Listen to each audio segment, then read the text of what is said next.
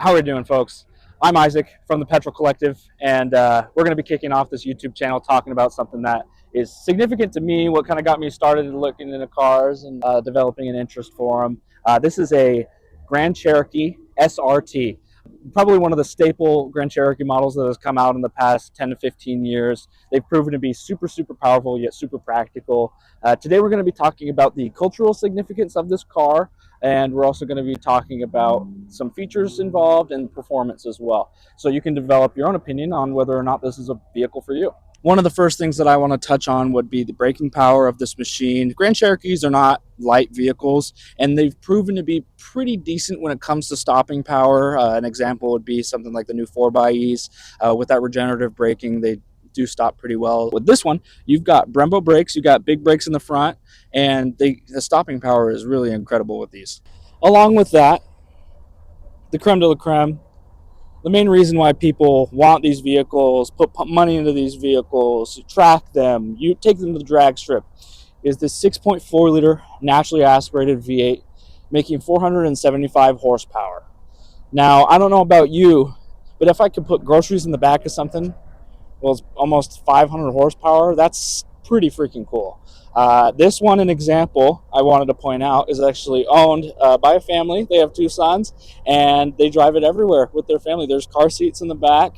It puts a smile on my face knowing that people can have family, have something that's practical, but still have fun. Speaking of practical, you've got a huge amount of trunk space in the back of these things. Plenty of extra storage underneath as well.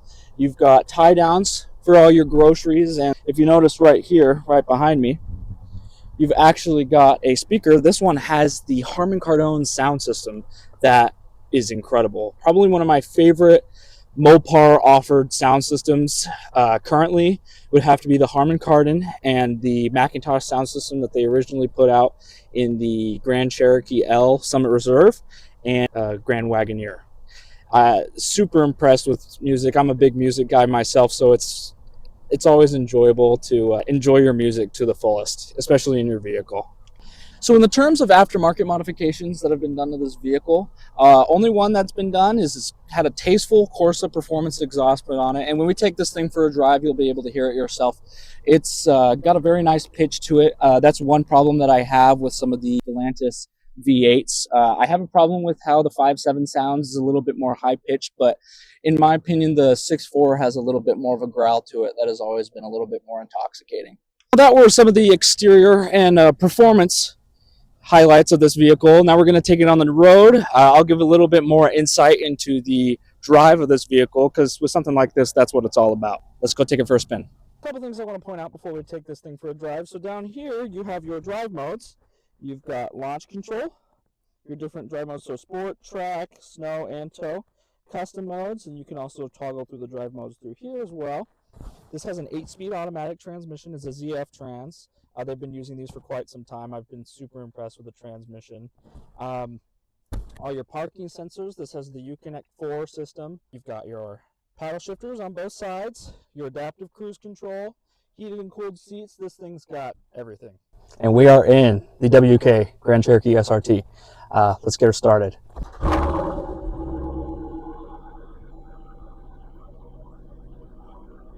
Beautiful exhaust note from this machine. I've always been super impressed by what a simple titanium exhaust will do to any of these vehicles, really. The rumble, the anger from it is crazy. You can see the rumble even in the camera. I'm sorry about that. But yeah, let's take this thing for a drive, see what everyone thinks, including myself. I've driven one of these a couple of times, and I've been pretty impressed by their performance. My big gripe with a lot of older Jeeps, I had a JK. It was a 2011. It was my dad bought it, borderline brand new back in 2012, and we had it for over 10 years. And my only gripe with that one in particular was the acceleration, because it had that, I believe it was a 4-speed, 5-speed automatic transmission that they put in those cars. And you drive, I tell people this all the time, you drive that Jeep down the freeway and it was like a bomb went off. You can't accelerate, there's not a lot of power, and it had a big V6, it had a 3.8 liter V6. So being in one of these vehicles with the 8-speed blows it out of the water. Like, I've always been super, super, super impressed by these cars.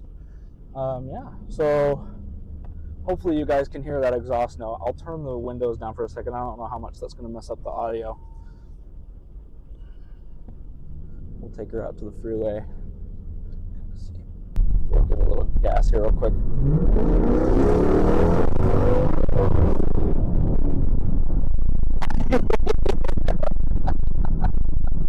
I love it. I love it. The sound is intoxicating. It's so good. That was fantastic. I haven't really given any of these much gas. I've been in the car business for a few years now, and it's always been super, super impressive to me when something blows me out of the water. I've driven Porsches, Lamborghinis, Acura, NSXs, all that stuff. But a vehicle like this is different. It's almost better in a lot of ways, just because it's not just a sports car. It's something you can drive to work. It's something you can travel in, you know? And that's where I find value in.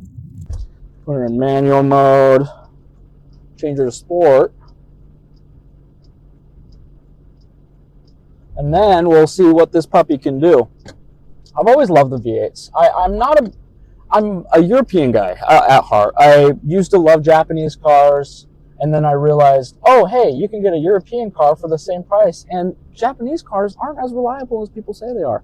So might as well drive what you like, right? So I've been into European cars for a minute now, and there's just something about an American V8. I don't know what it is. I've always been it's intoxicating, the noise, the acceleration. Granted, with something like this, are you going to get better acceleration out of say a BMW M3? Absolutely. But at the same point, it's a different experience, you know?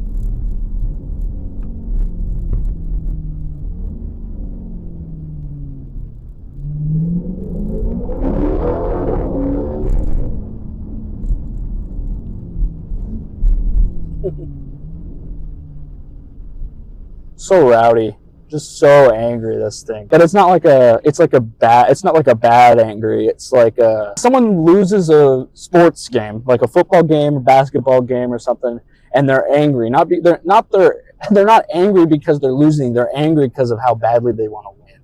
That's how this is, like, just like this motivated anger that's just coming out of this machine. There's a reason why people love these cars. That's the end of the day. There's a reason why people love them. I love them. I kind of want to try launch control. I'm not going to.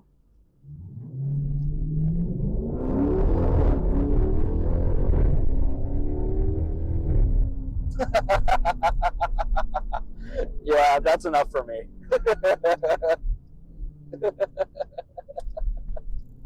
That is enough for me. I'm going to bring this back. The rumble. I can't get over it with this Corsa exhaust. I haven't heard a stock exhaust one, actually. This was the first SRT that I had ever been around. But it sounds incredible.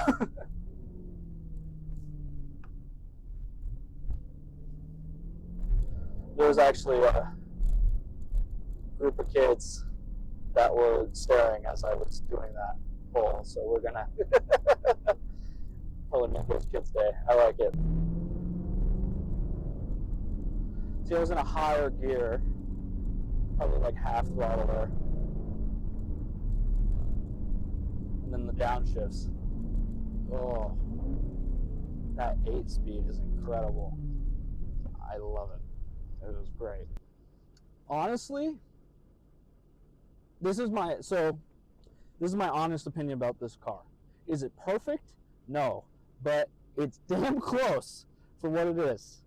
Jeep has never been the company to make a sports car. Jeep's, correct me if I'm wrong, but Jeep hasn't made a car. They've always made SUVs. They've always made stuff that's off-roading. Of course, that's the lineage of this brand. But at the same point, it's super impressive to me that they've been able to take what is so successful in Stellantis' other brands and then put it into something like this that fits a niche. It fits a market. these SRTs, working at a car dealership myself, these SRTs, when we get them, they sell really, really fast. Not because they're different by any means. You can get a 6.4 Hemi in a lot of different cars, but because it's niche, and that's what I love. So in my opinion, I'm going to give this car an 8.5 out of 10. Is it perfect? No, it's not. I don't think any car is perfect, in all honesty, but I think it does the job well. It's practical, it's super fun to drive, it's fast, and it's got one of Dodge's most reliable engines, the 6.4 Hemi. But other than that, thank you so much for watching. I really, really appreciate it. Go check out my YouTube channel, check out my website. It's all under the Petrol Collective. We help people sell other people's cars. So if you have a car that you're looking to sell, but you're wanting to get the most money out of it, email me, and I'd be more than happy to help. And yeah, thank you so much for joining me on this channel. I can't wait to make more videos. Thanks.